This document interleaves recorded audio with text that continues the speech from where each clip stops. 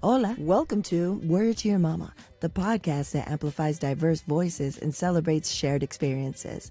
Hosted by me, Ritzy P, a Latina creative entrepreneur with a background in art, music, and new web technologies. From Academy and Emmy winners to activists, artists, and builders, we celebrate the rich diversity of my multicultural tribe. There will be special guests, mad laughs, and absolutely no BS. Word to Your Mama drops every Monday on your favorite podcast platform. Welcome, ladies. We are here to do our annual, or let's get talking about this because I was trying to do the math. The future of BIPOC, disabled, and LGBTQIA plus artists. But now we're including culture bearers, community leaders, right? And this is our fifth installment, but we've been doing this. I looked it up, ladies. We've been doing this. Our first episode dropped October 13th, 2020. What? Oh my gosh. Okay. Can you imagine? We were in the thick of the pandemic. The thick of it. Yep. Wow. The thick of it. It's a whole nother, I think I said that last time. It was a whole nother world, and it's a whole nother lifetime. That's like a whole nother existence. But just to think of how far we've come, and maybe I mislabeled, but it said last year was the fourth installment. Did we do one every year? Maybe we skipped a year? Because it should be the sixth installment instead of the fifth installment if we did it on 2020. You're asking a menopause brain. You're asking a menopause brain. The math. I'm not sure. It's the fifth or the sixth. Who's to say? But today, as usual, I'm with Colony Little and Evonne Gallardo. So, I always usually do the intros, but I thought since, we're 5 or 6 years in, why don't you go ahead and introduce yourselves? We've all evolved. Everything's, changes. So, Colony, why don't you go first? Let the folks know who you are, what you do, why you're here. I was thinking about that 5-year mark, and you posted that picture, I think, and it was right after I cut my hair. And so there were still like traces of black in it. And so I'm like looking at me now going, ooh, yeah, it feels like 5 years. But hello, everyone out there. Thanks for being with us again. But I'm Colony Little. I am a writer based here in Raleigh, North Carolina. I am originally from the Bay Area and Los Angeles. So shout out to California. I miss you so much. But I love North Carolina. But like I said, I grew up in the East Bay and moved to LA in the early 2000s. I'm a writer and art critic. Previously, before that, I worked in corporate America in the insurance industry for 25 years and left that to write about art. And I've been doing that as a freelancer for over 10 years, which is hard to believe that I've been at that or at this for so long. It's a privilege to have that kind of perspective on how the arts have evolved. And here locally in the Triangle in North Carolina, I really take my role as an advocate, a cultural advocate, seriously, because there are dwindling platforms for artists to be discussed more broadly. And there's just a wealth of work that's being created out here that deserves a spotlight. So I'm happy to share what's happening here and to share my insights. Thank you, Colony. Yes. We're not talking about just anybody on here, guys, talking about this stuff. We're talking about people that know what they're talking about. Evonne, break it down for the folks, please. Hi. So good to be with you both, and for everyone out there, good to have you listening in. Evonne Gallardo, she, her, ella, originally from East Los and the East Side area, third generation, I guess. Lived in New York for 12 years, lived and worked in New York for 12 years, and I've been back here for quite a bit, here being, um, the LA area, and I don't know, my trajectory has been, um, started at a museum, worked in development where you have to learn everything about the functions of a museum, and then, moved into community arts, work, and that was a completely different world, and so grateful for all of the learnings there. And so, like Colony, I've had a long trajectory of diverse experiences, but my mission was always clear from very early on, which was to serve artists. And I think in this work, there are many things you can serve, many entities and approaches to the work that you can serve, but that is my touchstone, and it's a privilege to have to be of service in the way that I can. So happy to be here, happy to go into discussion about all of the things with you both because you are also one of my touchstones. So appreciate you both. Love Love it. Like it. I said, nothing but quality folks here. I wanted to every year I look up what we discussed the year before. And next month we did it in June. I think we recorded it earlier, but it dropped in June of last year. Um and this is what we discussed. And I'm sure it's going to stay along those lines. And then we'll, wherever the conversation takes us. But last year, we talked about the current state of the art world through the lens of community, collaboration, and resistance. We talked about how the market dynamics are shifting and who's being left out or centered. We talked about the importance of joy, nostalgia, and coping mechanisms as forms of activism. We also talked about why quality in art and artistic expression still matters in movements. And I'm sure we'll probably touch upon that as well. And then cultural narratives, history, and support systems for marginalized artists. Um, the theme and the graphic that I used for the YouTube, because you can also watch us, is art as liberation.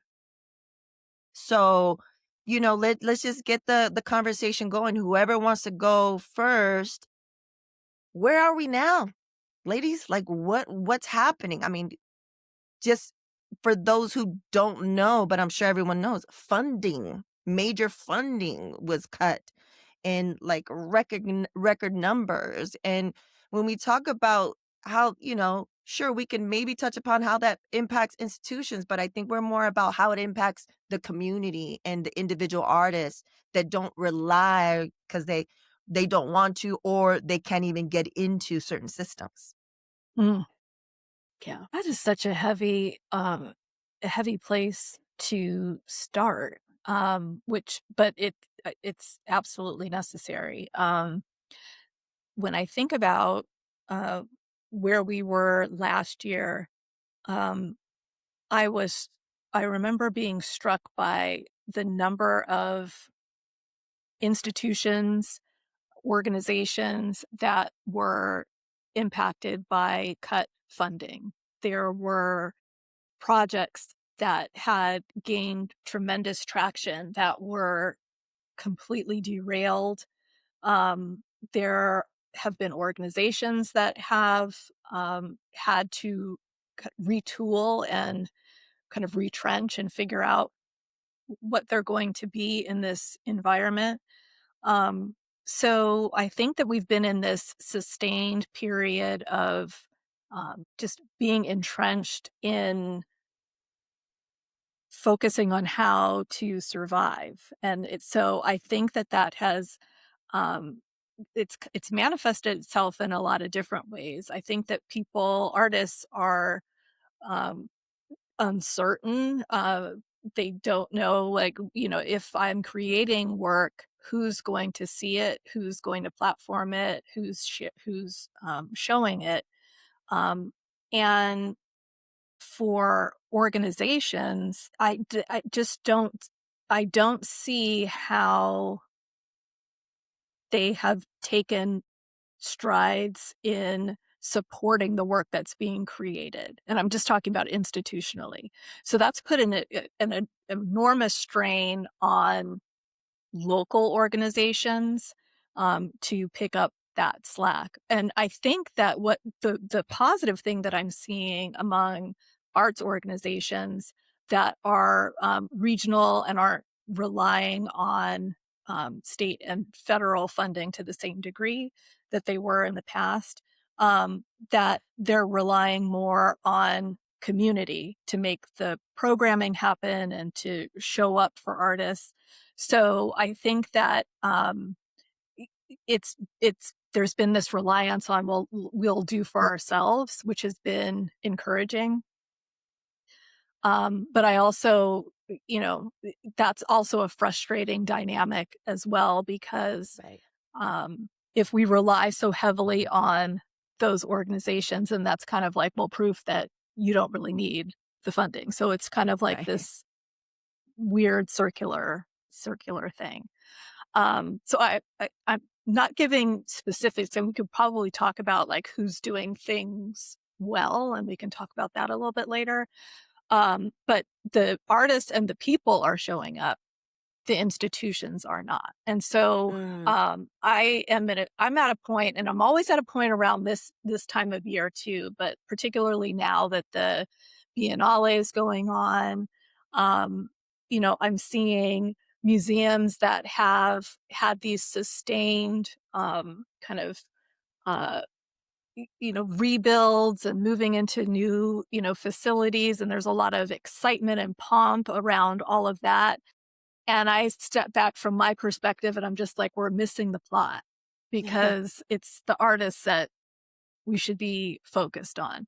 So that has put me in this kind of like bit of a crotchety state on like, well, why do we need to care so much about what the hell is going on at LATMA, or what's going on in New York, or what's happening in Venice, when Right. we've got, you know, other spaces that need our support.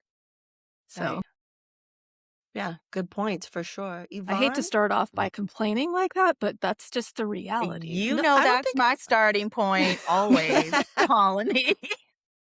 think it's complaining. I think it's just really letting the folks know where we're really at, being honest, being truthful. Yeah, I just feel, well, not just, I feel that the place we find ourselves in is both different and also an exacerbation of the existing inequities that came before this administration. Um, and so I agree, Colony. There in some spaces, especially with large institutions that have more resources, um, and even we'll get into this later, but even with some artists that I like raise a brow towards, there's a tone deafness. Yeah. And Yeah. some, we CCC. joke about it broadly in a cultural way of like the Delulu, right? Yeah. And but I also think, not speaking about the institutions, but maybe about the individuals, we just talked about trajectories. Like there's been a trajectory that a lot of folks have been working towards. And I think this moment is asking, like, was the foundation of that journey the foundation we needed? Mm, mm, I mean, and that's right, for anyone to unravel. That like just take for example, oh well, I went to art school, right? I got a right, BFA, I went and spent all this money on an MFA, and there was this journey, right, that was both um maybe experienced by others that came before them, but also the prescription, right? Or right. the directive that Mm-hmm. um many of the both museums and, higher ed, et cetera, galleries, like, direct it. Like, this is the way that you become successful. Mm, But so I understand the difficulty, and also understand I think all of us are experiencing, a hyper cognitive dissonance. We've talked about Mm, cognitive dissonance, like, I think in every right. episode that we Yeah. have recorded. I have never felt it as strongly and more acutely, um, than in this moment. And so that can create a lot of different, um how we handle it can create a lot of different responses.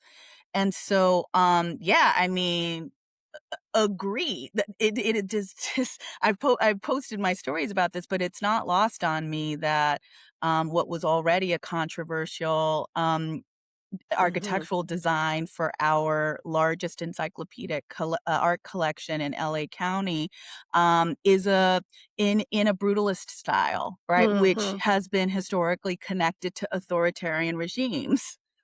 I mean, to Right. me, it's like everyone's seeing this, even some of the novices in this topic. I'm not an expert in the topic, but you're not even gonna speak to it? You're not even gonna Right. speak to the time that we find ourselves in as you unveil?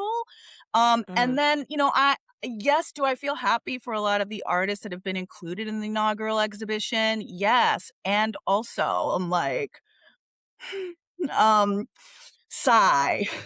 Sigh. So, in addition to the cognitive dissonance, I think we're every single one of us, not just artists or institutions, every single one of us is facing the values that we said were important to us and our Mm. lives and in our Mm. communities, and we are being held accountable by ourselves or maybe by others that love us, right? Because I believe accountability is love. So, um, I just did a context, like a context summary of like where we find ourselves in, and it was so with regard to public funding, and it was so sad. Um, Mm. uh, you know, feds are proposing eliminating the NEA, IMLS, NEH See. completely. Every state and local budget is being cut. Right. Um, And so I have to, agree with Colony where, like, when we don't have, the kind of funding, whether public or, like, let's say, foundations, pouring money as they did not too long ago, right, during, Mm. the lockdown and Black Lives Matter, Right. uh movement happening, we only have us, right? We gotta have us. And so, but and I'll swing it back after this. It's in these moments, in my experience, that creativity is just off the chain. Like, Right. you have to think out of the box because that See. box has been deconstructed. Yeah, there's no And box. yeah, and the last time we were together, I talked about, like, I'm so looking forward to seeing what's on the other side of it, Mhm. because also I think a lot of this work, let's talk about freedom of expression, right, later, but a lot of this work is happening underground. Mhm. And, Mm. so that's exciting to me, and it only affirms what I've always said, that any organization or institution, in our field should really be a student of community-based arts organizations Right. and how they have survived. Mm. So I'll leave it, swing it back to you, Ritzy, but that's where I feel we're at now. Yeah. No, points made, of course, across the board, and I think it's yeah, we did. It was a year ago, but it feels like yesterday we just had this conversation, and I do remember you saying and, talking about the underground movements and, you know, not just for artists, but for, community organizing, like, we have to go underground, and what does that look like? But also, I think you guys made a fantastic 'cause we're in May, people are graduating right now from these academic institutions, from these art schools, from the and it's just like, well, what are they doing for a system where your trajectory, what it's supposed to be, like you said, quote, unquote, "successful," that was already on shaky ground. And then you add all these other things to it, you know? When we talked last June, and it was before last June, we're talking about all these budget cuts happening, and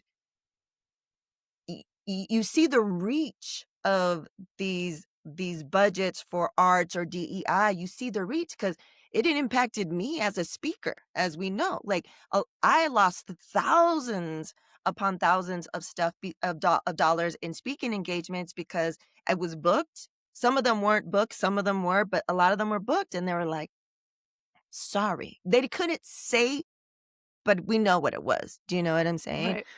Right. Um, so I wanted to leave it open to you guys at this moment. We have one comment from the audience that we'll get into later, but I think, Colony, you had something that you wanted to discuss today, so I don't know if you wanna bring that up Well, now or I wanna jump back into the Yeah, yeah. graduations and the cognitive dissonance because I'm gonna say I love uh, how graduates are responding in this moment. I mean, they're kinda just like, "We're not falling for the okey doke." Like, did y'all see the footage of the woman, oh god, I think she may be in venture capital, and she was speaking to graduates at Central Florida University, When and she was talking about AI she was talking about AI, and they and she booed got her? booed.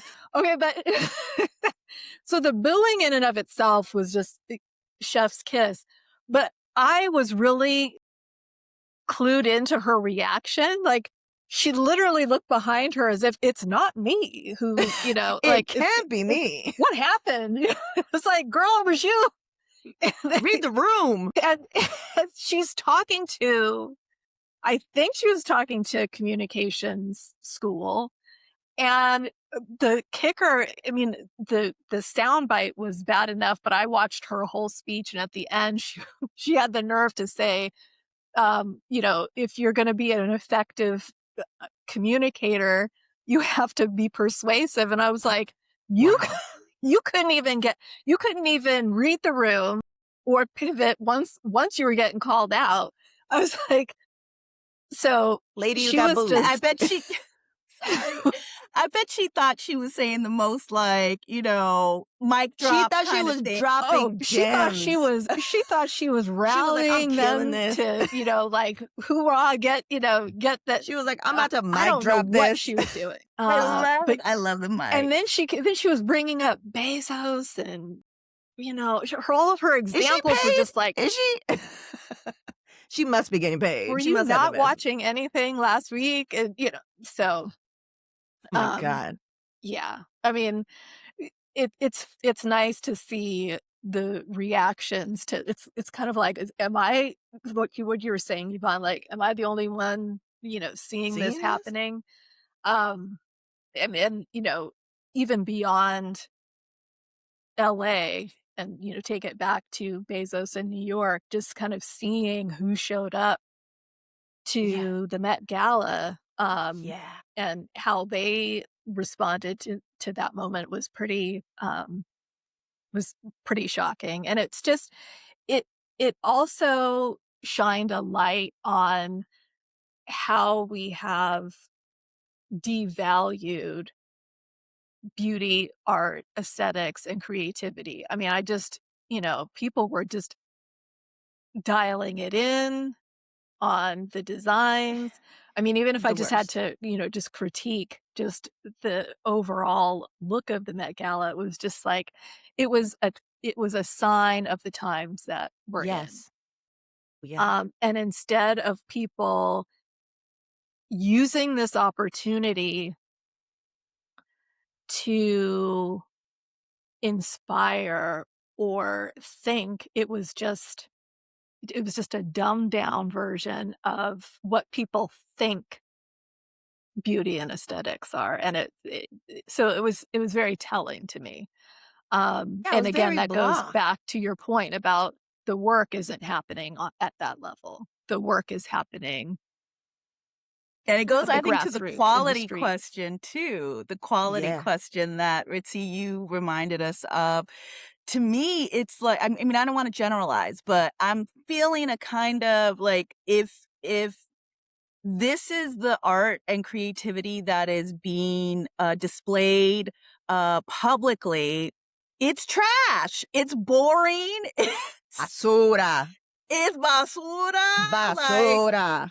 and so I would really like, it makes me think about something that kind of gets promoted in this moment, right? Whether it's through institutions or an event like that. I'm like, maybe we should think about like whether we want to put ourselves or this art on display Align in with this that. moment, because Yeah. it's going to be captured in this time capsule that we'll Yeah, look back on. right. And of course, right, it's in step with every authoritarian era or government and administration. Yeah. So Yeah, that I don't know sense of about that retreat. pairing. Yeah, I mean, I was gonna ask you both what you thought that was a function of. Do you think that's a function of fear or fatigue or both? You know, I because there's part of me that feels like all of this is by design, Mm, to devalue the arts and mm, kind of mm. prove that the funding is not necessary or valued. Um, and I don't know. I think I just it's not I don't think it's either. I think it's all. I think it's mm, fear, it's fatigue. I think it is by design. And Right, it's an it's a perversion of what the truth really is and why places that are cultural and have artistic relevance in countries are always the first to be destroyed by the attacker. right. It does have value. Yeah, And also we're still working within a very Eurocentric frame, frame of or approach to like how to experience and produce art and creativity and culture. So yeah, I think it is by design. I think it goes back to what I said. It's hard to let something go that you might have worked so long and so hard to get to, and it's just right, bad timing. right. Maybe Yeah, I this was isn't thinking. the time to Yeah, show the work. that is right. And true. how can we encourage that, right? How can we support, like, hey, it's opportunity, right? And you're an artist's brilliance and timing, right? All of that we know Right. goes into how something hits or doesn't. Um, I think it is so complicated, and not complicated, but I think there's so many lanes that are part of this moment that we can't, it's not a binary. It's not like this or Yeah. that. It's in Right. that complication, I think, to your point, Colony, has been by design. And we can look at you know, what has informed, the past couple of 2 years. Yeah, and thinking about, um, that event specifically, it's just you're like I'm like I was like, "I'm not even gonna look at I could give a F, about who's gonna show up because whoever's gonna show up is trash." And then you see some of your favorites that are showing Right. up. Do you know what I Yeah. mean?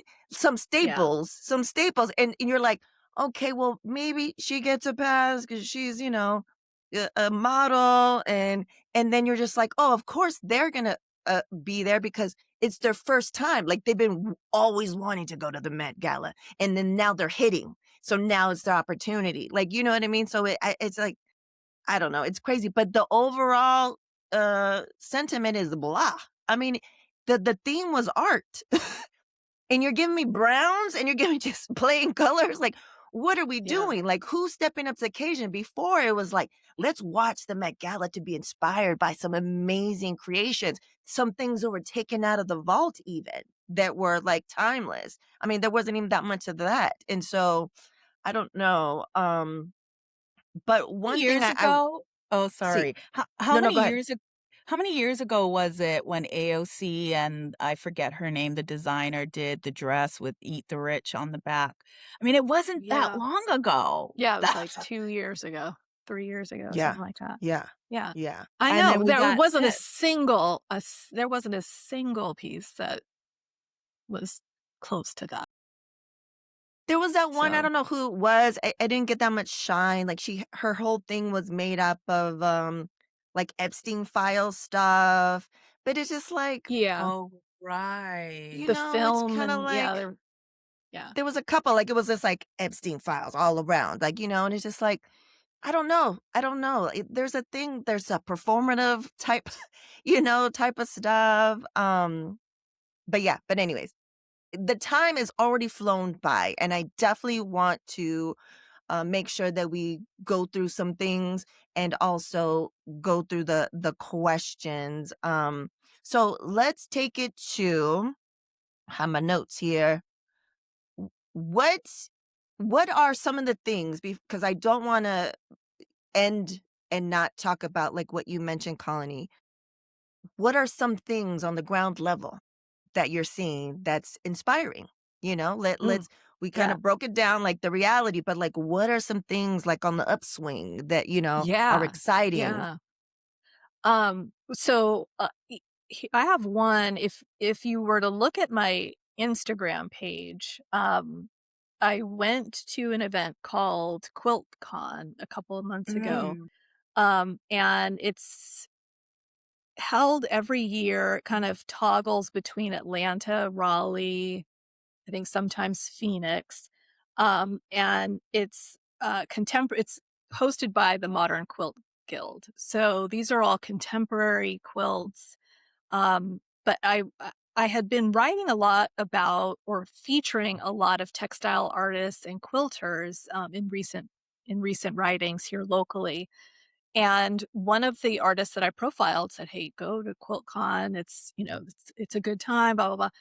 And I knew that quilters had a tight community, but I walked in there and was just blown away by how Amazing. enthusiastic they are, how supportive they are. Mm, But I mm. started noticing the tone of the quilts were like that was the first level of protest and dissent. I mean, there were a lot of like, fuck Mm. this, fuck Trump, no Yeah. kings, no.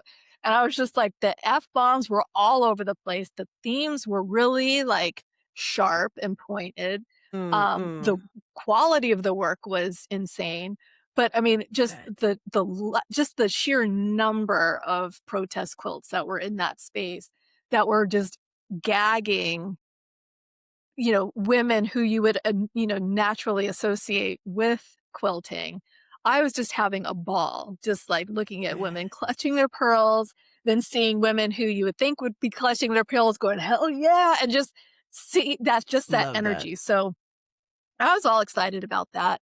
I was like, okay, well, the women have showed up to voice their displeasure with the administration. And so I did a little carousel and posted it, and the thing went viral like in, a couple yeah. of hours. And it really struck a chord, and it Mm. opened my eyes to um, how we are not given platforms to exercise our dissent. We can take to the streets, we can vote, but just this there's this need for how do I process this daily onslaught of um, chaos that's being hurled our way. And again, that's all by design. Um, Right. but it was just really eye opening to me. And so there have been a lot of shows here in Raleigh and within the Triangle that are focused on crafts and textiles and quilting, and it being just such a powerful means of communication is just. I think that there's a lesson to be shared in that. Also, just within the creation of quilts themselves, the quilt guilds. and quilting circles and bees that are formed where women are coming together and convening and having those conversations amongst themselves. I think that that's important, especially as people are um, shifting away from the online sphere, and looking to build community. And so I'm loving that platform of dissent right now, and the many directions that it's taken recently. So I saw those images, they were so weren't they beautiful, good? I mean, Mhm. they're so good. Um, I too find it interesting where, this kind of work and, expression is taking place. To your point, Colony, it's in what I think has been categorized as, like, arts and crafts, right? Which Mhm. had, Mhm. love it or hate it, right, there is a hierarchy of mhm, discipline and, media that has always been BS, Mhm. and may also be by design, right? Because Right. that kind of work, it's communal, it's Mm. vocal, it's, Right. oftentimes, right, like, inherited, right, handed down, Mhm. depending on, the journey of the work. And that has just always fascinated, me as inherently a form of dissent. Maybe not consciously, but Mm. inherently both Mm. because of the place that the, arts world or arts sector, like, places it in, and mhm. yet the Right. power it has. It's it's it's eye-opening too. At that same convention, there was a display of Gee's Bend quilts as well, so I Mm. loved that there was an acknowledgement of the work that precedes this modern version of it.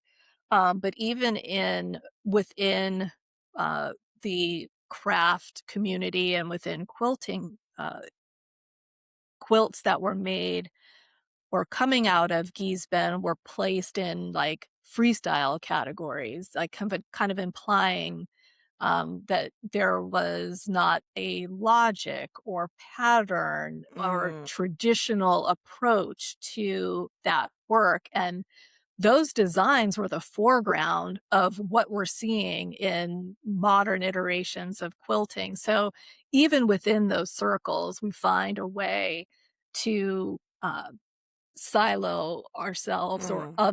or other folks, and keep them out of that tradition. So it's a reminder that we constantly have to, even as these art forms are, um, getting the spotlight, there are still inequities within the space.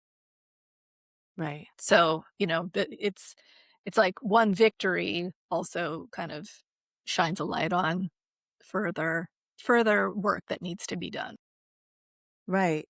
And you reminded me when I saw that I was like reminded of when I first back in I don't know early 2000s and I started working House of Blues corporate. And so we had to learn, where it started and the artwork, the African American artwork that we had in all the venues and it was like real pieces and talking about what I never knew until then, the history of quilting and how it was a form of communication. And so hearing this and seeing that it's a beautiful thing, a continuation like you said it's a tradition, right? And it's a community space that is like you said, a little underground and not a lot of eyes are on it. So you can have these types of spaces um online, because right now we're being monitored on Mhm. these free online spaces.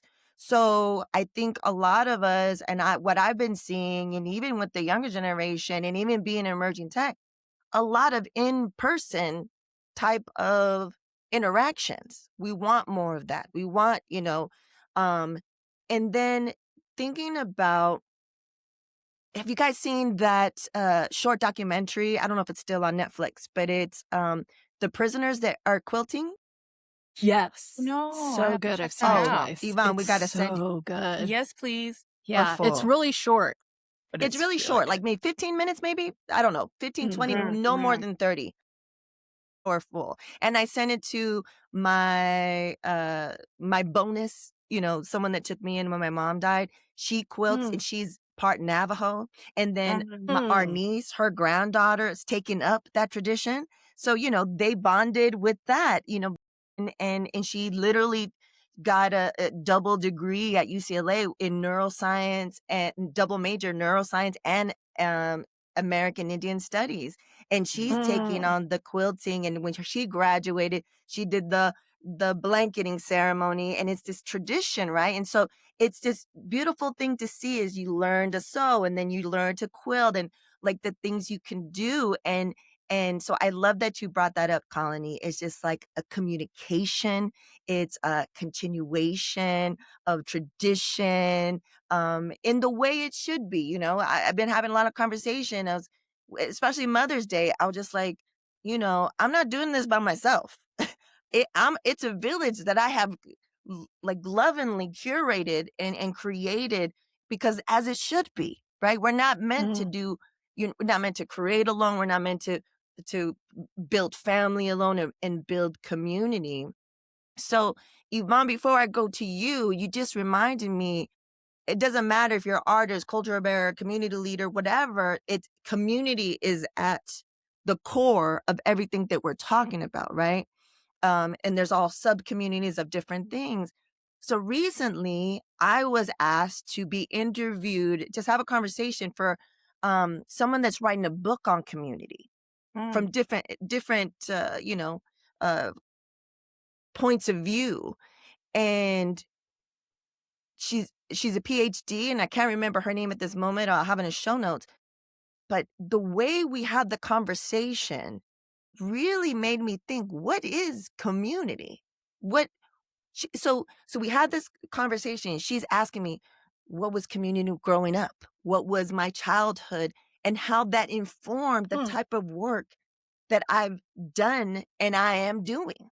And I was like, wow, you're connecting the dots in a way that I've never connected them. And then, if she decides from our conversation, if that's good to her research, because the actual academic research paper that she's going to publish, then she'll use that and she'll credit me if I want to. I can be anonymous, whatever. But the last part of it was a survey. The last part of it, she gave me 2 minutes to think about community, what my definition of community was. I was like, I don't know. If you think about it, you're just like, I don't know. But she gave me some time and I was just like really thinking with it. And she's like, it could be, working definition. And then later on, she gave me a survey where I had time. She's like, you could workshop it, you could think about it more. And I want to read you my thing. And then, if you guys throughout this conversation, if you think about what your definition of community is, I would love for you to share. But she was also, when I was telling her my definition, she was like, but is that just a group? And I was like, oh shit, like hell, okay, like let's get deep. Let's go deep. So this is my working one, and I'm gonna look at it later and let it sit and see if I still feel that way. But I think this is as we think of community and artists and all that stuff. So this is mine. Community is two or more people, whether online, in person, or both, connected by shared interest, identity, or circumstance, who choose to show up for each other. They communicate, share resources, and lean on one another. But what separates community from a group, because she called me out on it, is a mutual investment in agency. It's not proximity or algorithm. It's a willingness to be seen, to hold space, and to stay committed to each other. Mm. That's Mhm. beautiful. Mhm. And I wouldn't have been able to come to that, thank you, to that definition if I hadn't had that really amazing conversation with her that she was directing as part of Right. her.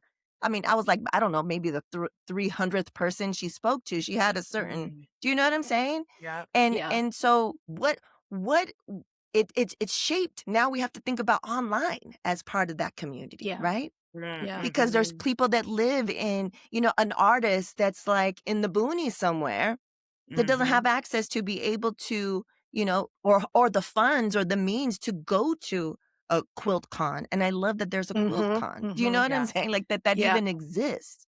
So Yeah. Yeah. anyways. A couple of years ago, I participated in. I was on this panel, and it was part of a MoMA's like emerging artists or emerging writers, sorry, workshop. And one of the writers in the workshop, her name's Camille Bacon, and she is one of the co-founders of Jupiter, which is a magazine or publication that's devoted to the curation and platforming of Black artists. And her writing is beautiful. It's so thoughtful and poetic and so like deeply researched and thought out. And so she was in the session and she asked me, how do I find community as a writer? And I will tell you, her question stumped me that day. I mean, this was Right. probably, Right. I'm going to say it was maybe three years ago. And I, was just brutally honest with her and said, as a writer, it's a solitary practice for me. Right. I wish I had a stronger community among writers, but I did not go. I didn't get my MFA. I don't have a cohort of colleagues that I can rely on. I did not go through the kind of crit practice that Mm. artists go through. So I feel very much an outsider in this space. Um, and so I had a hard time just even kind of, articulating why that was kind of my reality. And so shortly after that, I joined a writers group of Mm. a couple of women who were part of that panel, where we shared our work, talked about what we're thinking about, we're in community with one another.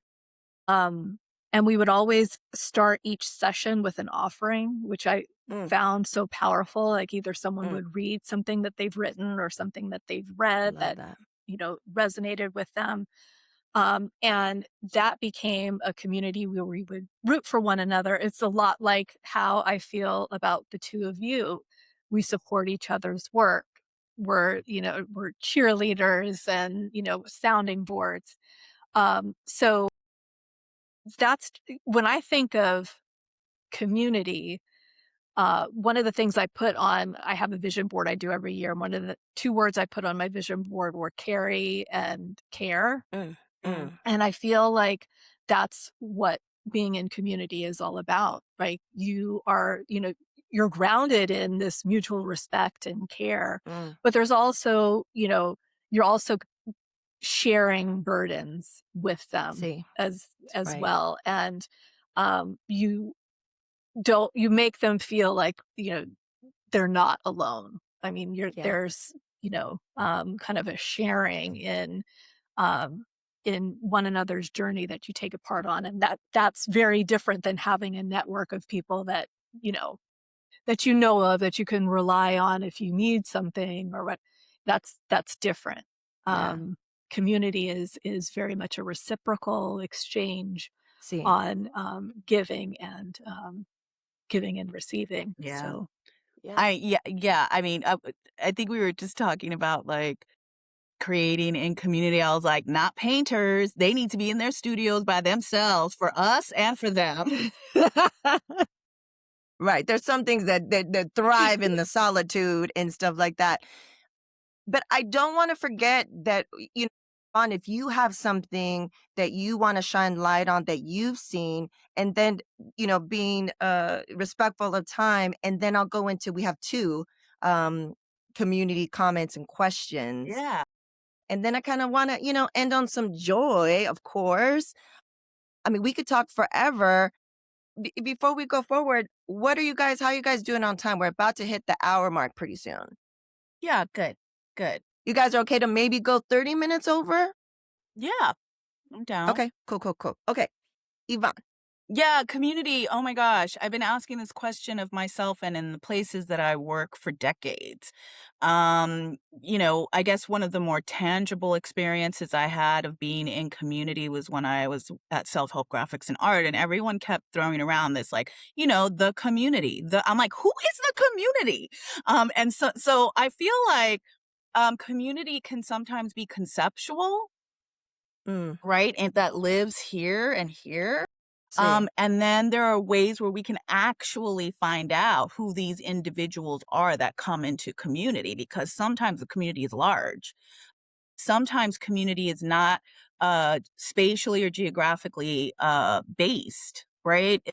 It's identity, it's the agency that you talked about, right? The commitment to that, the commitment of care. And sometimes, um, it is a space, a physical space.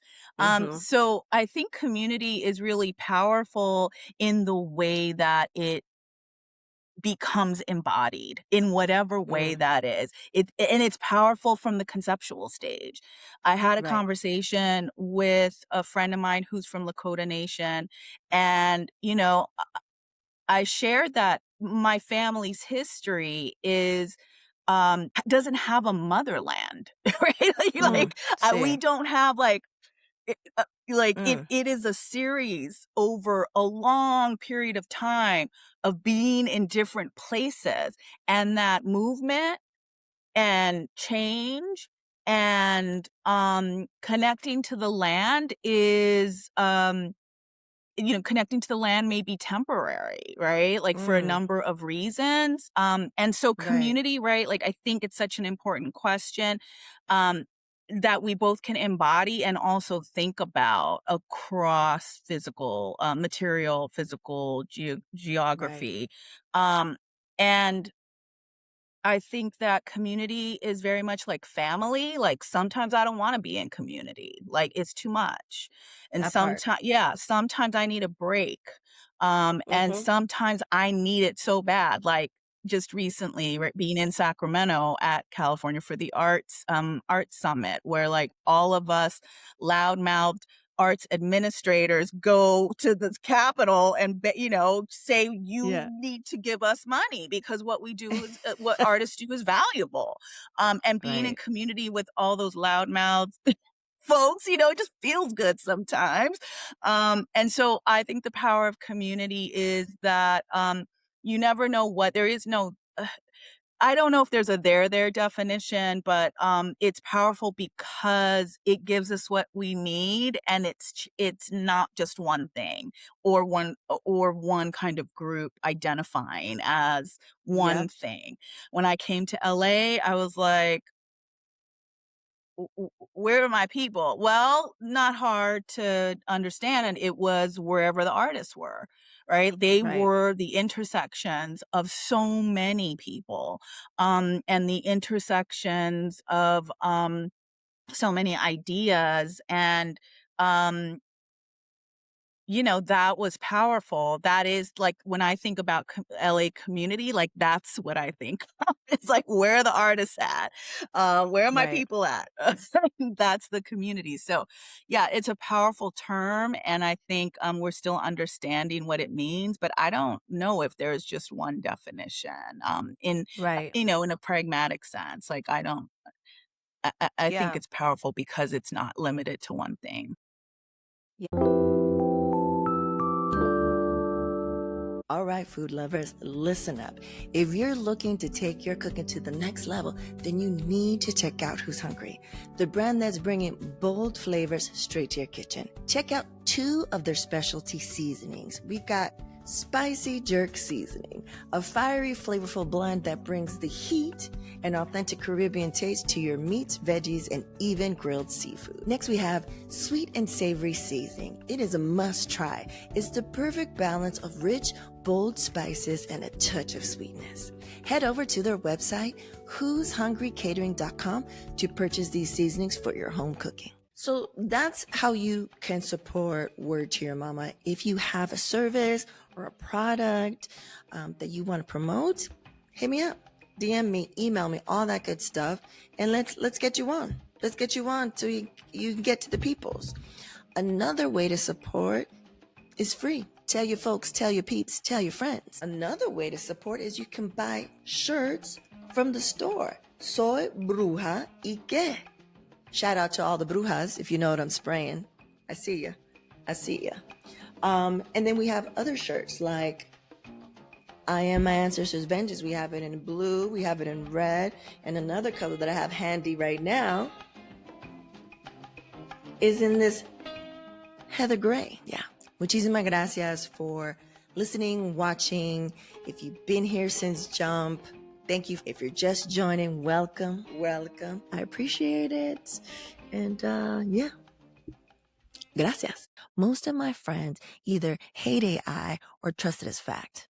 Both are hella dangerous. We're all just gaining fear or hype instead of real education. I worked in the music and art industries before moving into emerging tech, so I know firsthand what is at stake for creatives. I have been a diversity and emerging tech advocate for the past 5 years, presenting at the UN, congressional briefings. I'm also Anthropic certified. And what I keep seeing, people are just getting scared off or misled. It is time to change that. I created Real Talk AI, a 3-week workshop and a safe space for our community to ask real questions, get honest answers, and understand this technology on our own terms. This is not your typical AI workshop. Most give you 46 ChatGPT prompts for your business and send you on your way. Real Talk AI gives you the full picture so you can decide for yourself. We cover what AI actually is, the ethics, the copyright, the environmental impact nobody talks about, and practical safe ways to use it in your business or career. Wherever you are on the spectrum, this was built for you. This tech wasn't built for us, but you know what? Time to understand it anyways. Yeah, definitely, definitely powerful. And how I like how you said, I mean, it's always evolving, right? Like sometimes we need it, and sometimes it's, for a reason or a season. Like there's communities that I don't touch at all anymore because I've evolved or the communities, we've all evolved. And then also that nomadic, what you mentioned, like the nomadic thing. It's just like we're moving, we're constantly moving, we're picking up from what we learned from that land and what we learned from those people from that time. Like, and I love that. It's kind of like the quilt, I'm adding a piece over here and this tells a story and da da da da da. Um, Evonne, before we go into the questions and comments from the audience, do you have anything to the question I asked before and Colony answered? Anything that you've seen recently that's inspiring or that you're keeping an eye on that we can uplift us to hear that's happening in the art world? Yeah, I just, I think I've shared about the work I've been doing lately in the arts and culture sector, which is focused on artists who work in communities, whatever their community is, they self-identify as that community at the intersections of multiple issues, right? So it's not what I like to call like the art market kind of players, museums, galleries, theaters, large performance venues, Broadway, not that world. It's how artists, the role that artists play in change at a community level. I'm I'm still doing that work. That's why I was up in Sacramento. We met with a group of statewide artists who work in this way. We were learning about what their experiences are. We were learning about, how much would it take for you to do this type of work and for a year, like what would that cost you? So Right. really learning from these artists. And so that's the work I've always been excited by. After I left the art market, um, that's what I remain committed to because I'm all about like creativity in the broadest sense possible, right? Not just to result in a product or a thing, but to result in how we tell our own stories and how we See. think about the world around us and our lives. And so these artists are just incredible in the way that they work alongside, right? It's not, I think we have this new concept from academia that came about in the 1980s called social practice. And artists working in communities came way before that. Right. This is not Right. social practice. A lot of what we see artists helicoptering into a community, doing something and then leaving. Like these are not those artists. These artists Right. live and are embedded in these communities. They are community Right. members as well as parents, teachers, all of the, and they're an artist. So that's the work I'm interested in, because we need narrative shifts that work for us. And why us meaning like narrative shifts that work for those that still, right, are historically oppressed and part of the systems that are still resulting in inequities. So that's, it's like my two passions coming together, artists and social justice, right? Or just Mm. having a fair society and community. Right. So still passionate about that. That's what I'm advocating for, trying to take the steps necessary to hopefully when times are better, build a collaborative fund for artists Yep. here in LA that work in this manner, something that's sustainable Mm. and something that's just focused on them. Not the organizations. We need our organizations. We need our Right. arts organizations, But direct to the artist. but just the artists. So Right. that's my vision. That's kind of, when I get down or feel a little defeated, I just remind myself like this is what we're working for. So excited about continuing that work. Love I it. think I it's so love important. Oh, so I think it's so important that artists are given space to ideate and dream of those scenarios where they can be embedded in a community and engage them in a new way. And I am keenly focused on residencies that do that, and I know, Yvonne, you talked about the artist kind of parachuting into a community temporarily, but I do think that in a lot of instances, that can work when you're given artists space and time to not only think about and work on their own practice, but to engage the community in a mhm. dialogue that ends up kind of helping them. Again, it's that reciprocal relationship. I'm really focused on folks who are committed to that practice and committed to giving artists space to dream and work in that way and experiment with new things. That having that in practice and making that visible to communities is also a model of problem solving that can help communities transform themselves. So I think that, more of that work needs to take place. And, again, Yeah. speaking to your nomadic, your nomadic example, rigid institutions can't be nimble like that. Yeah. Right. So all Yeah, the and more I reason. just but I just wanna make a point in response. I think one of the most fascinating things that's come out of this work is, I kinda had that stance where I'm like, artists are problem solvers. Artists can think about solutions and often do because of their own creative practice. But what surprised me was how artists already knew that Mm, they didn't have the answers.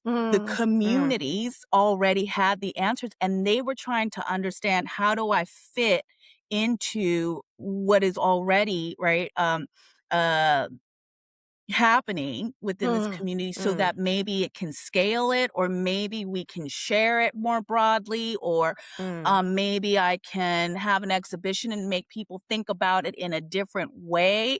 And mhm. that was like such a Mm. surprising narrative shift, even in and of itself, that artists really were like, I'm not here to solve or come up with the idea.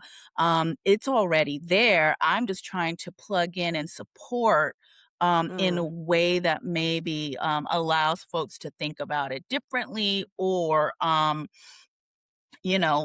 maybe I can use my resources and relationships to bring and support what's already happening.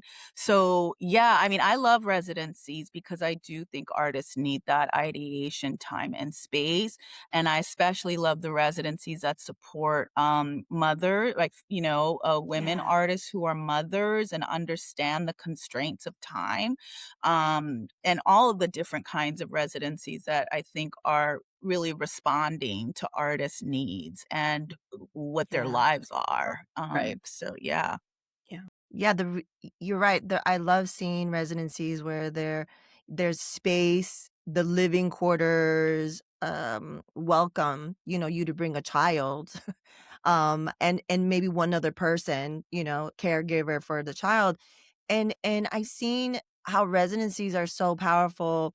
I have an artist friend that is from Venezuela. I think I mentioned her before, but she's in Colombia, and she did a residency last year in Bali, and it was international artists, you know, in a communal space living. I think it was a whole month, but they interacted with each other. They did activities together on the island, and then they created, and at the end had an exhibit there in Bali of the real work. Mhm. And seeing what you thought you were gonna do and what the impact of being there in that gorgeous, like, in nature, and then also the conversations that you have with other artists from other parts of the world, and then maybe infuse some of that and what that does to your work that you exhibit at the end of your time, but also in talking about how that nomadic experience, you take a little bit here,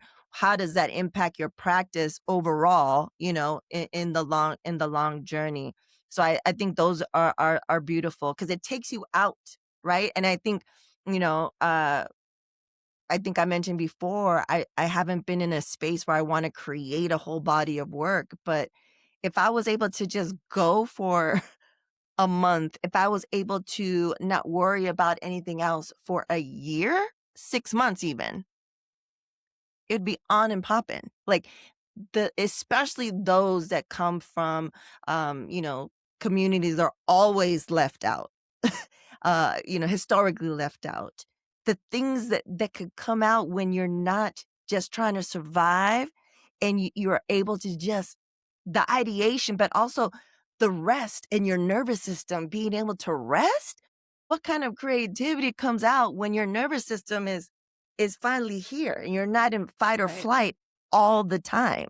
Do you know what I'm saying? Right. It's Some great yeah. stuff comes out, but like what can happen when the artist is given, like a safe space? For a lot of these Yeah. artists, like, they can shine in different ways and take their work differently, and I don't know. It's I think exciting.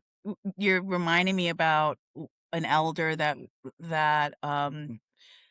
we supported through a grant program. W Everyone knew their work, well, and their contributions to their community for decades, but, there are still inequities within funding systems that keep people out, either because psychologically the artist feels like, this is too complicated, I'm gonna have to do too many deliverables," all of that. See.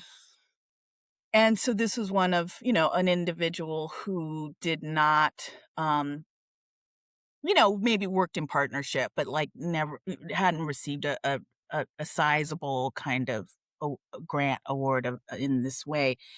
And it's funny because the question they kept asking was like, "Well, what do I need to do? Like, what do I have to make? What do we need to do?" And we're like, Yeah. nothing. You just keep doing whatever it is you're doing Yeah. and Yeah. that we know you've been doing for decades. And so we hope that these resources can make it a little easier, and if you wanna share, with your partners in a way, like, that's up to you. Right. And but there was such a tension in, like, the again, right, this is the idea that I need to do something, produce something, in exchange. And it's like, you are so valued, have been valued and undervalued through funding systems. And Undervalued. we Right, want to right. acknowledge that. And we don't want to change anything that you're doing. And if this means you want to take a break to keep doing what you're doing, Mhm. that too. Take the break, And it yeah. was such like, there was like a side eye, like, these people are messing with Like, am I me. being And You're it's punked? like like, Eddie Murphy in Trading Places where he was just like, "What?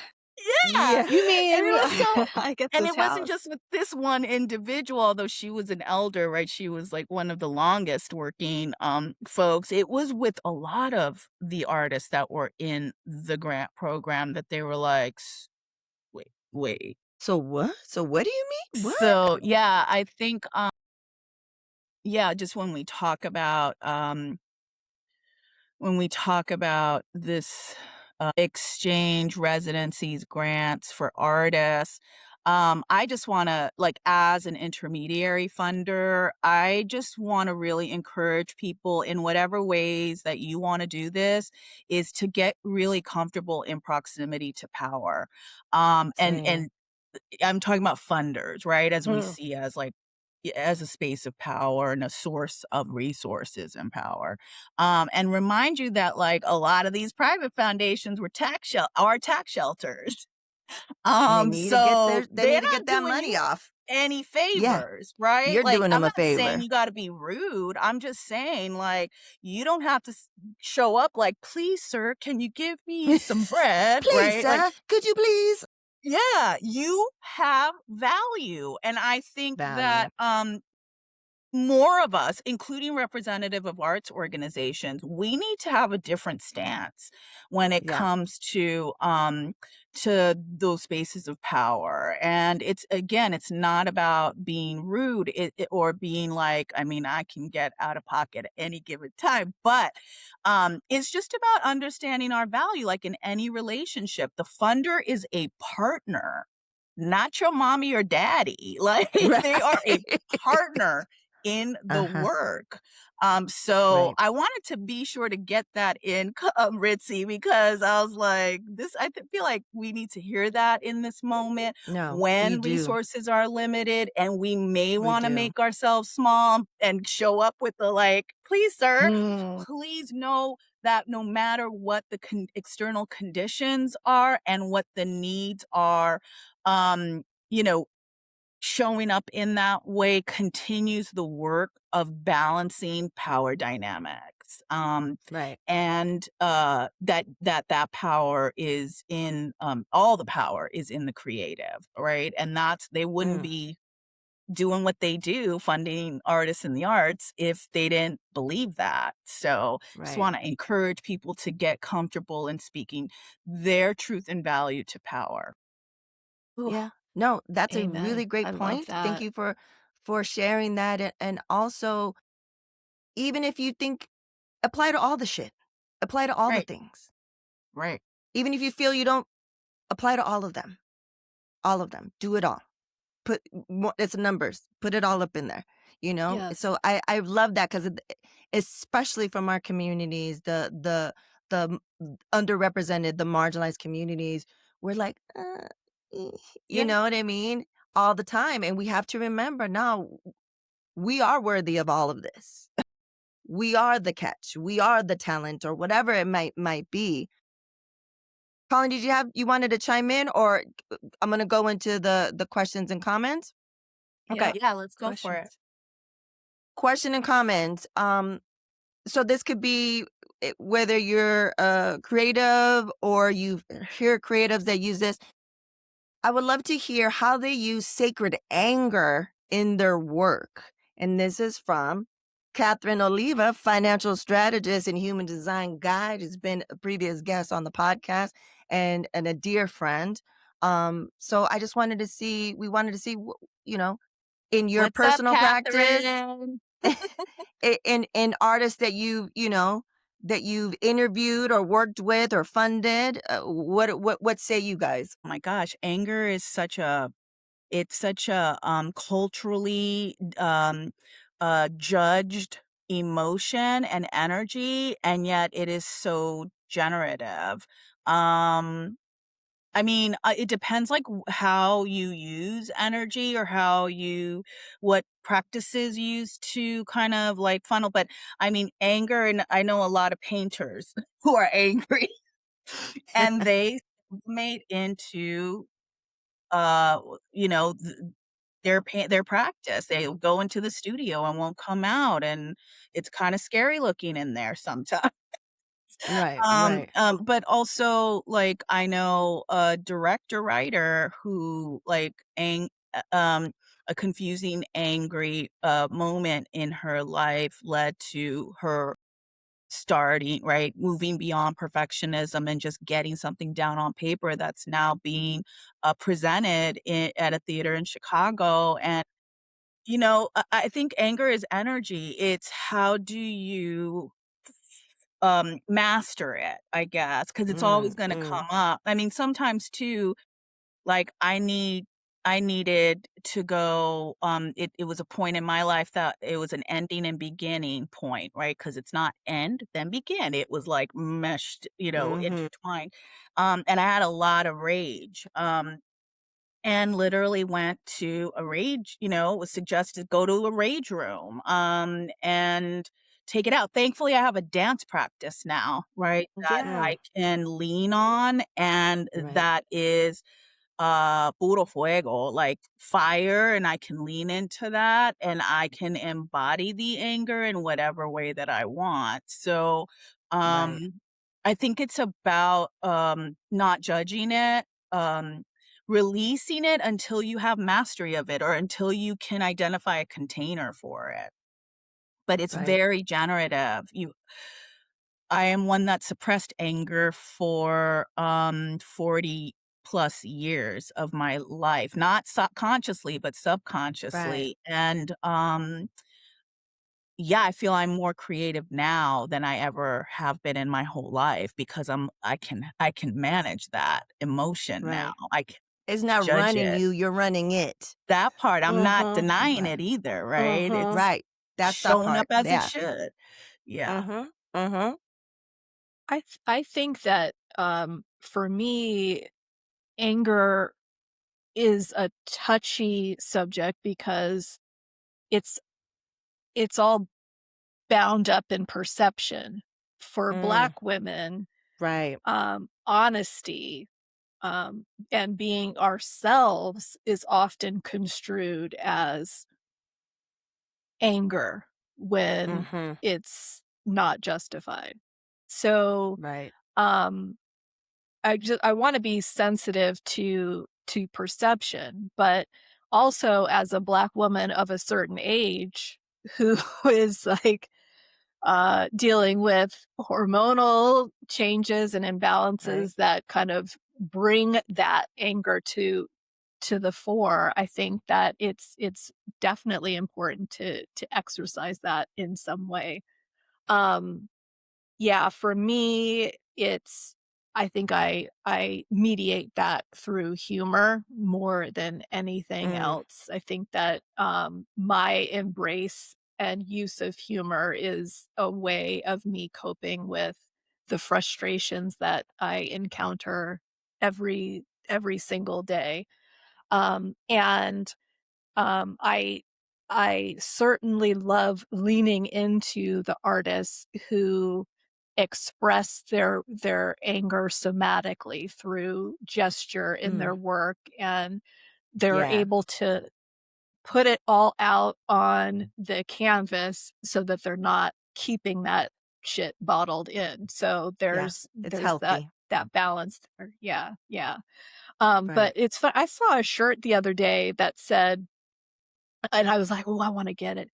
Said, "Be kind," like everyone's "Be kind," and then right in the little script, "of a bitch," right below it, and I was like, "If that is my mantra, that is my." I just so, lean into that. I mean, I think that, it's easier for me as I'm older and don't care as much about perception that, I don't have the time or inclination to worry about how I'm being perceived. So if my directness or frankness is being perceived as anger, that's someone else's cross to bear, not mine. And you Right. hella funny, Colony. You must be mad angry. You must be mad angry. And yeah, I think it's great that you pointed out, I would that as a Black woman, it's always like, "Oh, you're being aggressive." Like, Mhm. we Right, see it all the right. time amongst friends, and, we see it live and in person, and it's just like, but I think across the board as sacred anger is what you said, Yvonne, too, we can't not acknowledge it. It has to be acknowledged. It has to be felt. We have to go through it, Or it'll right? kill And us. It'll Right. kill it like, if we literally will don't, right? literally kill us. And so what does that look like, and how does it manifest in every artist or individual in different so many different ways, and that also can evolve.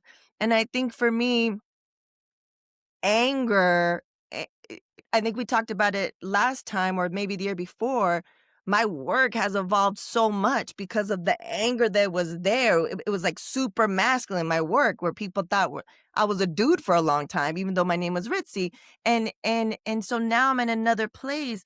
And so last year I was able to exercise it, and I saw how the anger, I was able to use it in a way to help me get through a specific project. And that was, I think it happened maybe when we recorded last year I or post, remember. I'm not sure, but it I was the, remember the work Center you're for yeah. Human Rights. Yeah, that Yep. stuff, where I had to Yeah. illustrate quotes from kids and families that were in the detention prisons, and Mhm. it was done in such a short amount of time. And shout out to Karen, who was working at that institution for during that time, and was like, "You're the person that your art, your illustration style is the one that we want to illustrate," you know. And so in a short amount of time, I had to do 6 illustrations of something so heavy, something so personal.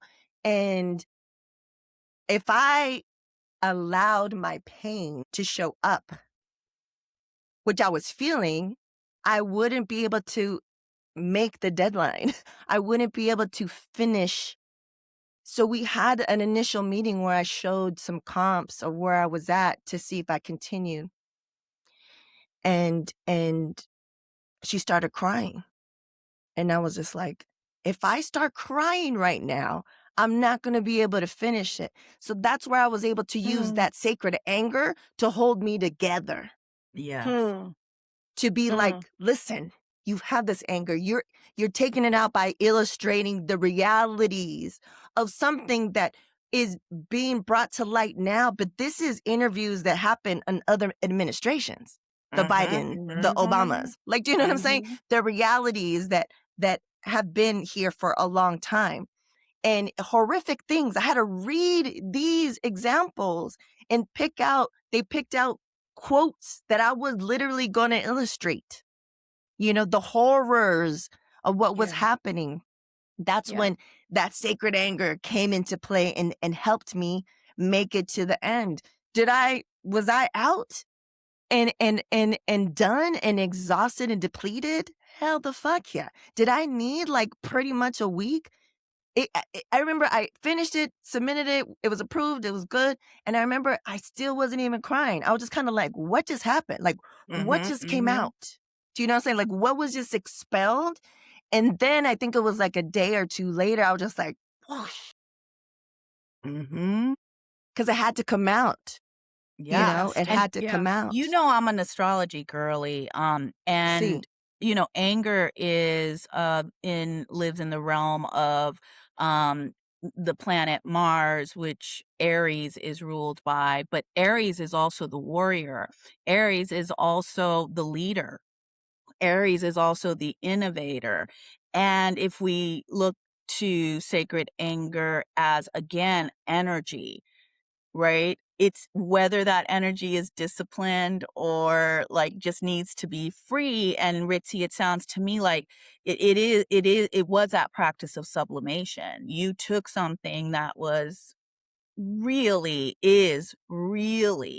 um, angering and unjust, etcetera, and you put it into what you did, and that's why they felt, right, when they saw it. That's why they had that impact, and that's what art that's the kind of art Mm. that I love. It's not an immediate impact, but I'm like, "There's so many layers to this, I can feel it," right? Like, that's Mhm. my Yeah. personal Yeah. experience with art, Mhm. like, Right. and I think that's where any energy, including anger, can benefit us and Mhm. others. So Right.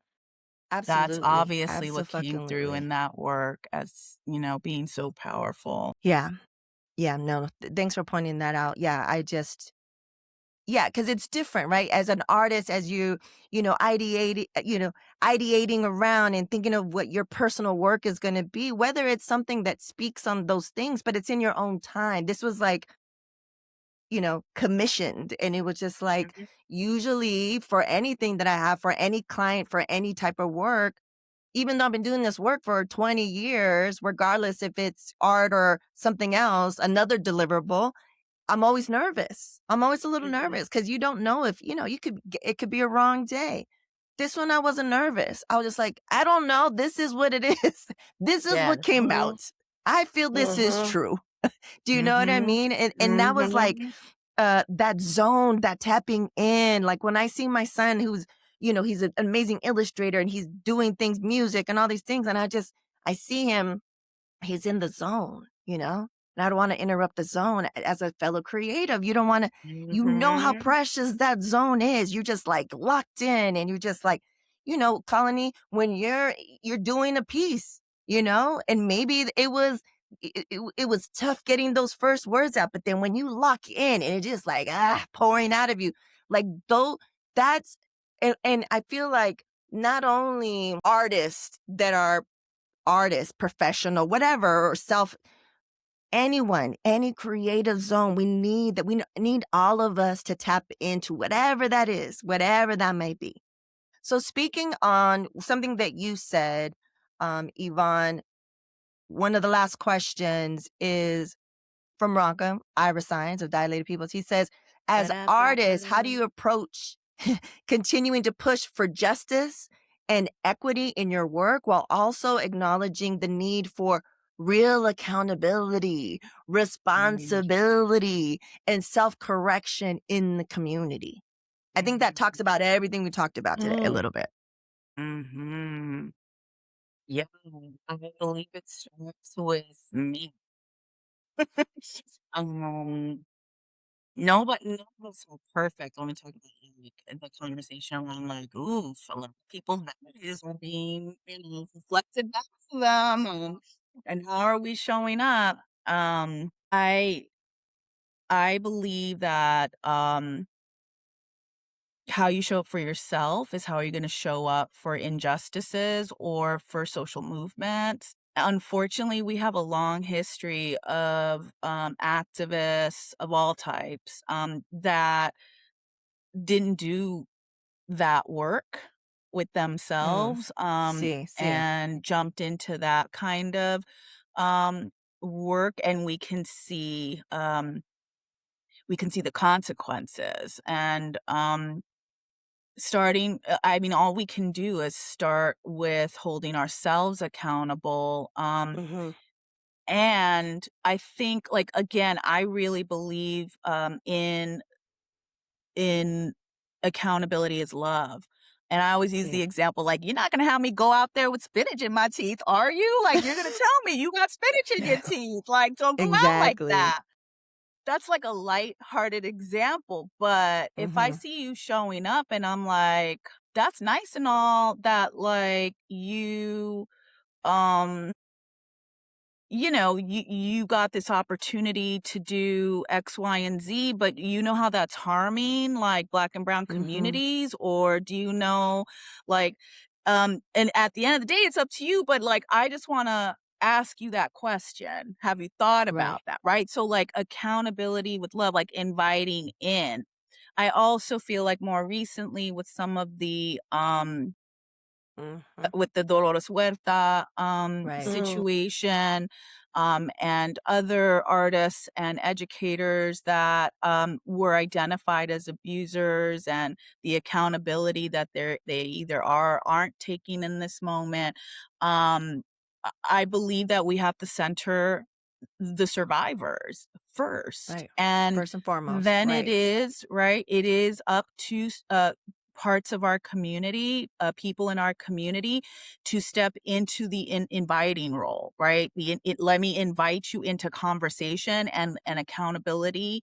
Um, uh, but I don't feel like the survivors need to have anything to do with that, Mhm. except for saying, "This is how you can show up," or "This is how, um, reparation might, go happen." Um, and women, I think women generally too, like, we've been navigating that dynamic for so long. Like, I Yes. really Right. appreciate the men in our community who have taken the responsibility to, for many decades now that I know of having men's circles, and calling men in and having those discussions. So I think, again, that kind of work, though, it takes being willing to be vulnerable and hold yourself accountable first before, like, kind of being an Right. organizer or being part of any social movement. I mean, the first time I was like, "What?" Discovered kind of like these heroes, right, of ours being um human, was reading uh oh gosh, now I just had a brain fart. I was reading, she was the first, leader of the Black Panther chapter in Philadelphia, Elaine Brown's Oh, yeah. autobiography, who, by the way, I just discovered when I watched, the documentary on Toni Morrison, that it was Toni Morrison that was bringing in all of these Black thought leaders Mm. and folks, and said, Hmm. "Oh, we need to do an autobiography about your Hmm. life." And it was the publishing house she was at, and Mm. Ah. running this line of the publishing house, um, that she asked Angela Davis, like, "Okay, so, like, do you want to do an autobiography?" And Angela's like, "I'm 20 something years old. Like, what do I like, an autobiography?" She's like, "Your story needs to be told." So anyway, Elaine Brown. Mhm. And learning about Huey Newton, and I'm like, "Damn." All of them. All of them. But All of all them. of 'em. So the Cesar Chavez thing, hugely disappointing. Surprising? Not really, No. sadly. That It Yeah. was part. Ugh. surprising to learn he was part of a cult and took some of Mm. those practices with him in his, way he set up, his, being an abuser. But anyway, I don't know if that answered the question, but, again, I always start with me. Um, and the idea that you have to put the oxygen mask on you first before you can See? help anyone See? else. I Right. think there's something to be said about, expectations too, and to kinda connect the dots between the self-accountability and then the cult reference. Right. Our, uh, proclivity to put leaders on pedestals is also highly problematic because when Right. they prove themselves to be human, 'Cause they then will. we have nowhere to go from that. Yeah. So I think that we have to constantly kind of temper our expectations Mhm. of what a leader looks like, what a leader does, and when they are found out to be human and caught up in whatever these circumstances are, if there's an opportunity for them to do the work to redeem themselves, let them do it. Right. If they aren't, then what are the mechanisms in place to acknowledge what happened, the accountability you're talking about, Yvonne, and then how do we move forward? I think that Right. we kind of run into this like all or nothing kind of mentality where if someone does fail, then that's a failure of the larger body that they represent, and that's just not the case. So, Right. when you were talking about Huey Newton and the Panthers, one of the I just recently saw a screening of a documentary that is making the rounds, I think, in kind of like the film circuits, like the film festival circuits, but it's a documentary that Tressie McMillan Cotton did called "Power to the People, Y'all," and it's about the first um, the Black Panther Party in the South, which was in Winston-Salem, North Carolina.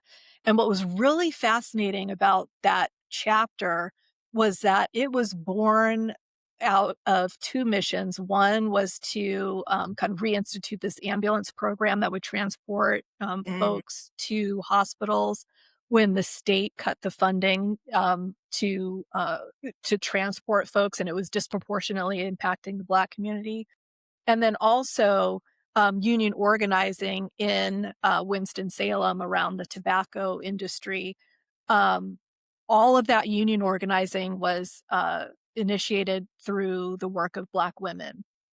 So that chapter was, undergirded by the work of Black women, while men were being platformed and profiled.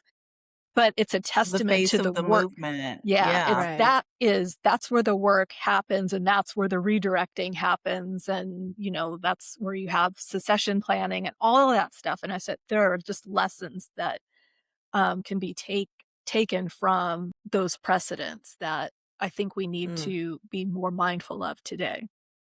right. How long have we been saying "Thank You, Living Color" in the '90s about cult of personality? And I've Yeah. heard it in so many spaces. We need to stop positioning individuals for their cult of personality.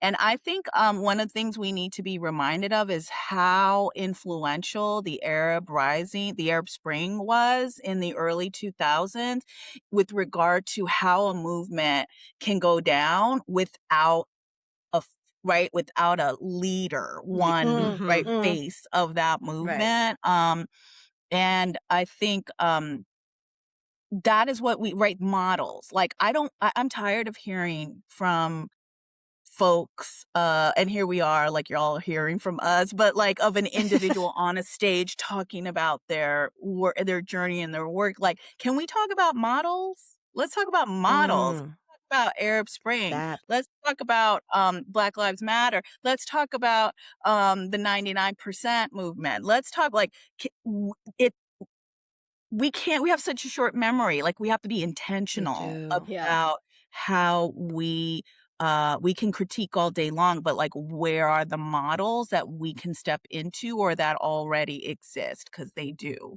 So Right. Yeah, and, I was just talking to my mentee on Mother's Day how my first therapist was a dude. It was through the college. It was when, I found out my mom only had, like, a couple months to live, and there was something just in me, being first gen, I don't know where I got it from, but I was just like, "Well, I'm gonna need some professional help on this."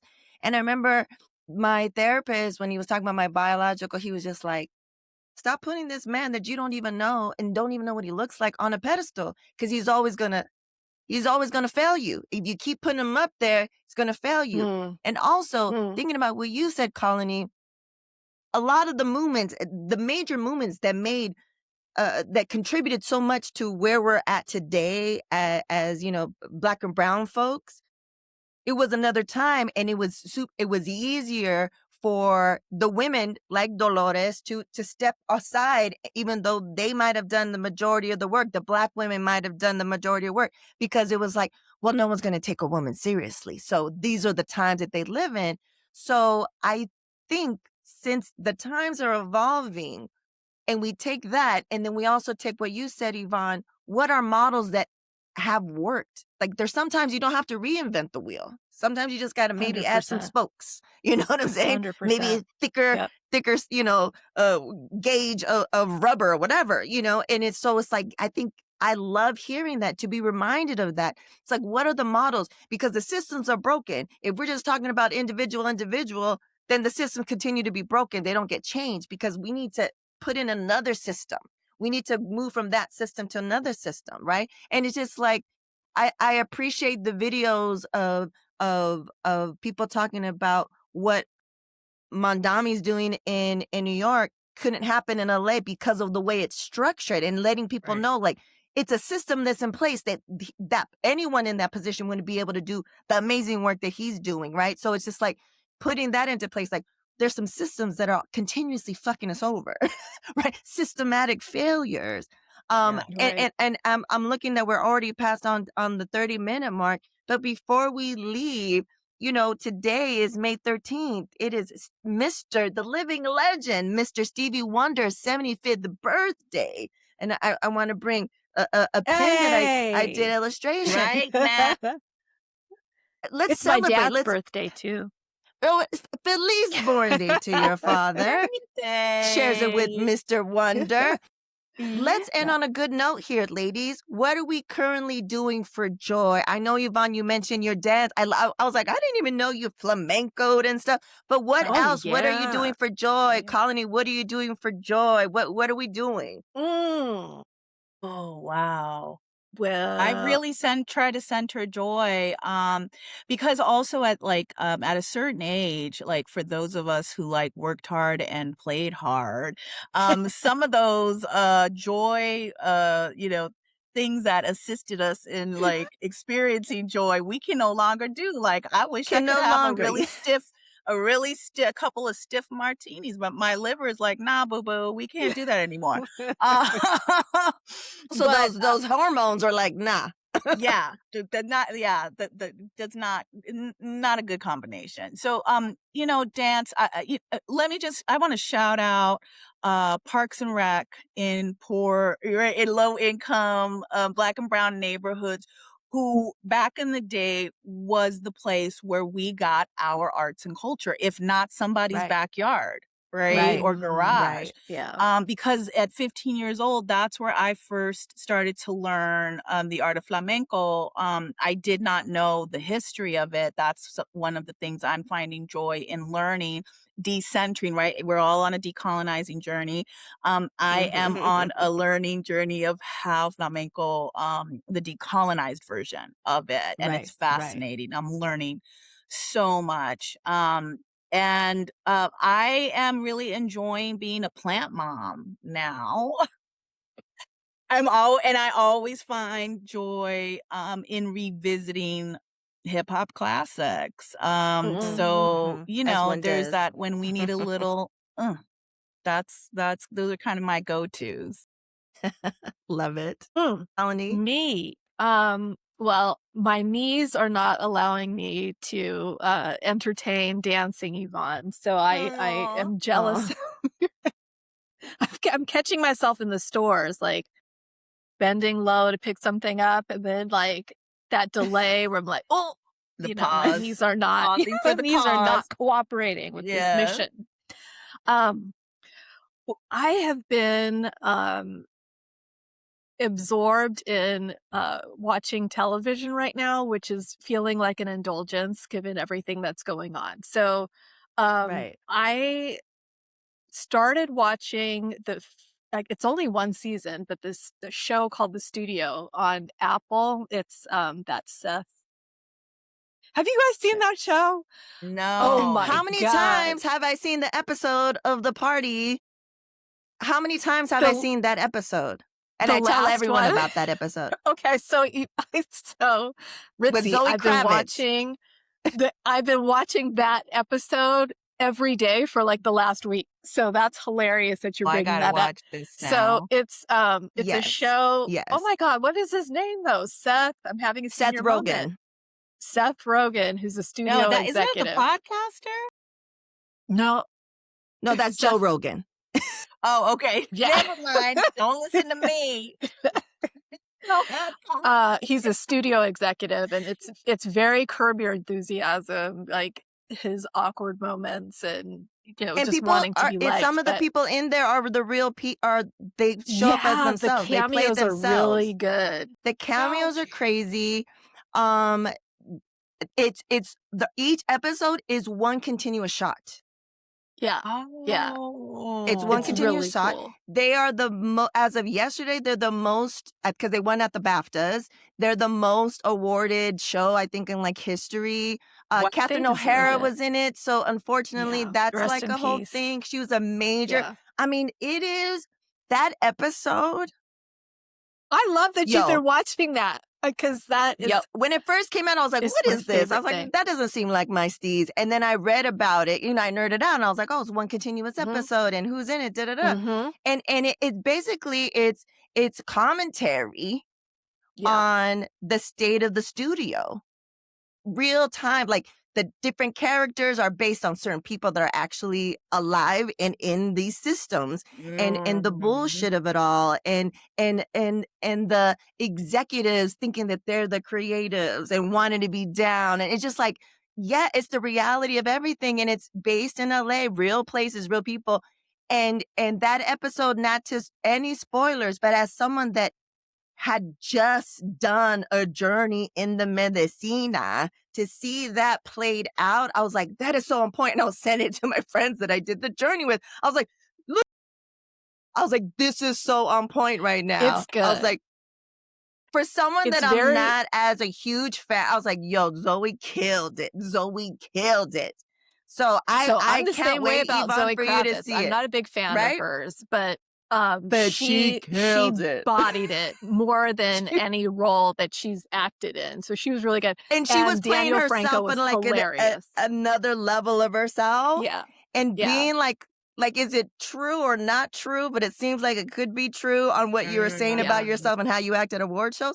Evonne, I can't wait for you to see this. My And as soon God. as you do, It's really good. And it builds up on itself. So, each yeah. episode kind of Okay. all the content culminates at the very end. It's very inside ball Hollywood. So you're going to like that.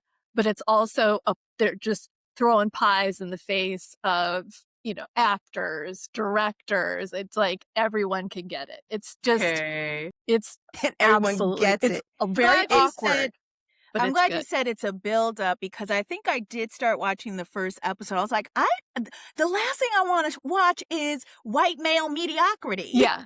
It's aggravating. Stick yeah. with it. It's so Stick damn with good. it, and you're like, oh oh my yeah. God. You're like, yes. Yeah. So as soon as you watch it, Evonne, you have to text us in the I'm gonna thread text And and then we let can us start know. talking about old school Hollywood buffets because Yeah. Oh, yes. Hilarious. Oh my Um, God. Yes, So, I can't wait. I I've can't been wait. finding joy in that immensely. And then the counter to that is I went back and started watching Mad Men because I never saw it. So that's been good. Ugh. And I've been watching Your Friends and Neighbors. Same. You want to talk about how is that? come to Jesus with regard to the journey you've been on and where you find yourself. It is Yo. excellent. It is Ooh, I didn't want to excellent. watch that. I was like, I don't want to watch. And then I'm hooked. Now what does it come out? Every Friday, I was just like, I went through the first season like nobody's business a couple of weeks ago. And I've been on every week. Like, when is the next episode coming out? We Okay. talked John about Hamm's in it. this. Yeah, we did John Hamm. That's why I thought about it, Colony.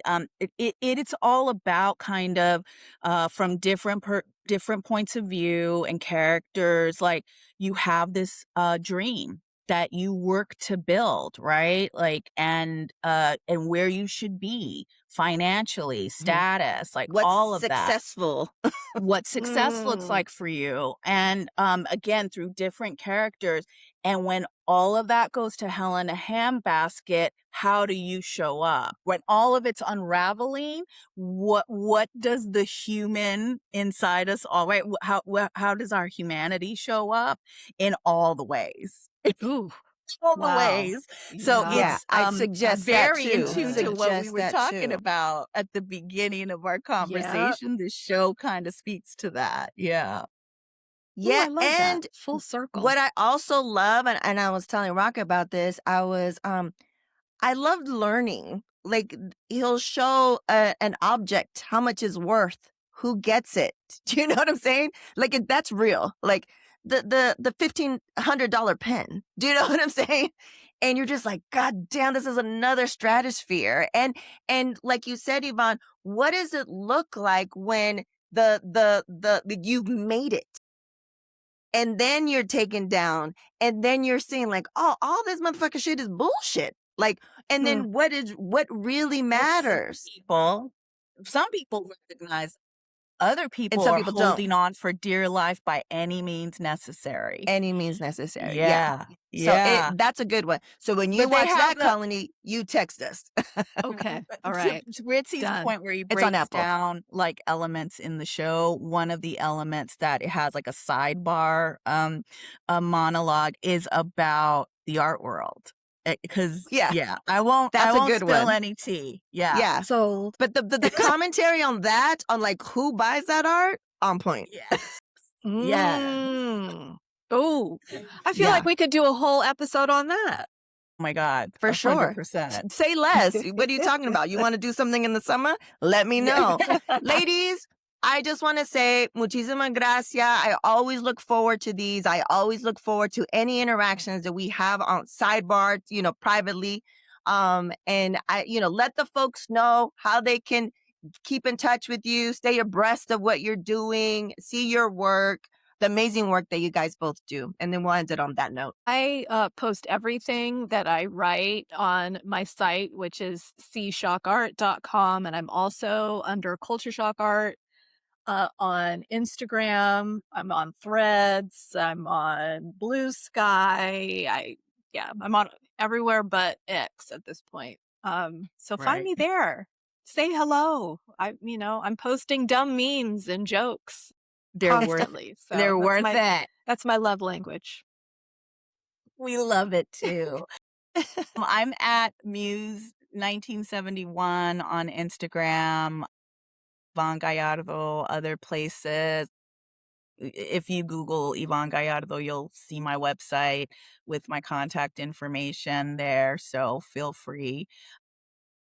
Yeah, and just really wanted to extend gratitude, Ritzy, for bringing us together annually because it's I don't know when to expect it, but when you do say, "Hey, do y'all want to have another sesh?" I'm like, "Yes." So I just really appreciate you, creating this space and time for us. Yeah, I've told y'all on, DMs and texts, like, how much I appreciate, your minds, your spirits, your hearts. So thanks, Ritzy, for Aw. bringing us together.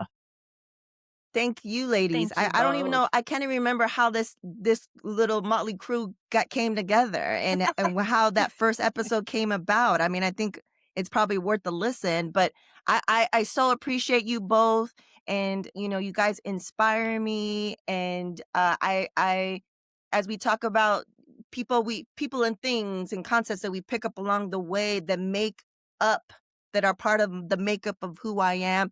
You two are definitely a part of that tribe, and I definitely want to thank you for sharing your wisdom and your knowledge and your insights on something that's super important. If we don't have the arts, we don't have anything, right? So we have to do everything that we can to ensure that it continues, that we support those that are getting the funding, those that are facilitating, those that are writing about it, those that are creating, all the different parts of that system. So I really appreciate you guys, and muchísimas gracias. Until next time. Thank you. Bye, everybody. Word to Your Mama is owned and produced by Ritzy P. Intro beat produced by Nico Beats. For partnership inquiries and contact info, check out wordtoyourmama.com. And as always, Word to Your Mama is brought to you by ritzyperiwinkle.com.